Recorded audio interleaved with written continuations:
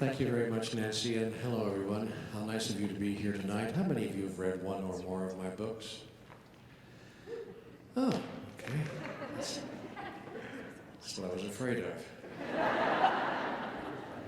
So I'm in a little bit of trouble tonight. That means I have nothing new to say to any of you. You all know everything I'm going to say, everything I'm going to do. You know every move I'm going to make. I feel a bit like Madonna's next husband on his wedding night. I know what I want to do, I'm just not certain I can make it interesting.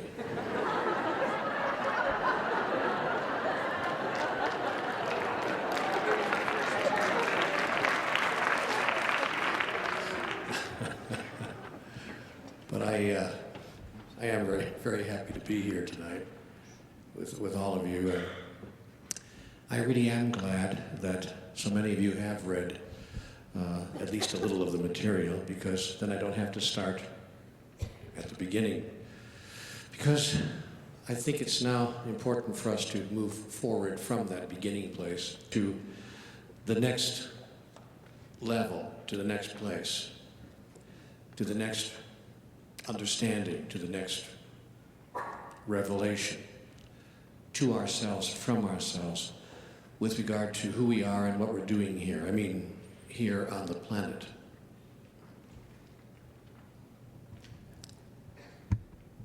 It's almost difficult to know where to begin in a talk like this, but I'll just jump right in. The problem is misidentification. That is, most of us do not know who we really are. And then there are some of us who do know who we really are, but don't believe it. And then there are some of us who do know who we really are, and believe it, but don't know how to experience it. And then there are some of us who do know who we really are, and we do believe it, and we do know how to experience it, just not doing it. Not having the experience. For whatever reasons we have devised and constructed. Now, in ordinary times, I'd like to say that probably none of this would really matter a great deal. I mean to say that it would be largely a matter of your own personal evolution, your own personal individual process, and your own individual life, largely, and perhaps the lives of those in your immediate environment, in your family, and like that. But these are not ordinary times. These are extraordinary times. These are extraordinary times. This is a different moment, a different kind of moment in humanity's experience of itself. This is a different moment in the history of our civilization. And I'm not sure whether all of us are aware of that. I suspect that many of us are. But I'd like to lay the groundwork for that here at the outset, so that we can have a context, a shared context within which to experience the rest of what I would like to say tonight. None of us are here tonight by accident, nor are we here for ourselves. I'd like to suggest to you tonight to consider the possibility that you came here this evening at the invitation of your soul. By the way, how many of you believe that you have a soul? Just kind of curious. That's most of you. Great. Let's see, 1, 2, 3, 4, 5, 6, 8 rows up, 6 rows in. What's the problem with you? But, so if you have a soul, I should imagine that at some point in time, if you believe you have a soul, and if you experience that you have a soul, which is another thing altogether, I suspect that at one point in time or another in your lives, you must have asked yourself, and we all ask ourselves sooner or later, what is my soul doing here? That is, what am I up to? Or what's the point of it all? What is it all about? Surely it's about more than it has seemed to be for most people up until now.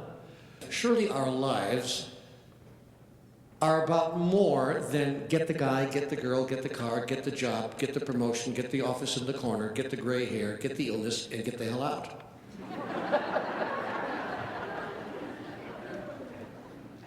Surely there's something larger going on, and perhaps these are the kinds of questions that those of us with a few miles on our tires start to ask.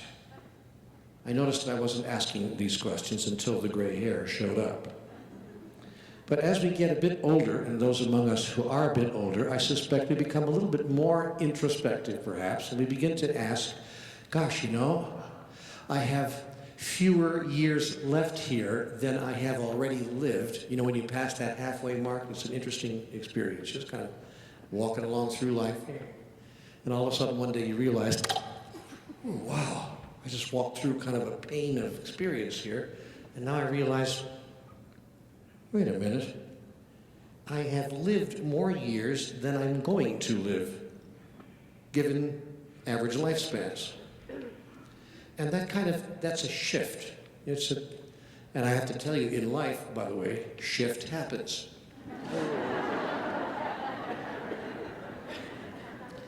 And that's kind of a shift where you just go, okay, now what? I mean, like, what was that all about? And what is this going to be all about? These last and final years that I have. What is this going to be about? And why? Why? Every year for the last 10 or 12 years of his life, I visited my father at Thanksgiving. And I remember the last year that I saw him before he passed on.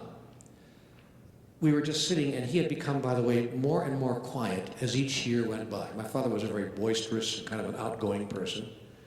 But in the final years of his life, he just kind of like receded back into himself, and he was sitting in his rocking chair in the den and saying really very little. I was sitting across, the room from him, and this is where patience comes in, because you have to be really willing to be there in a quality way with your elder parents, even when they have nothing further to say. So I said, Dad, let's talk. And he said, about what? So let's talk about life. Oh, he's not again.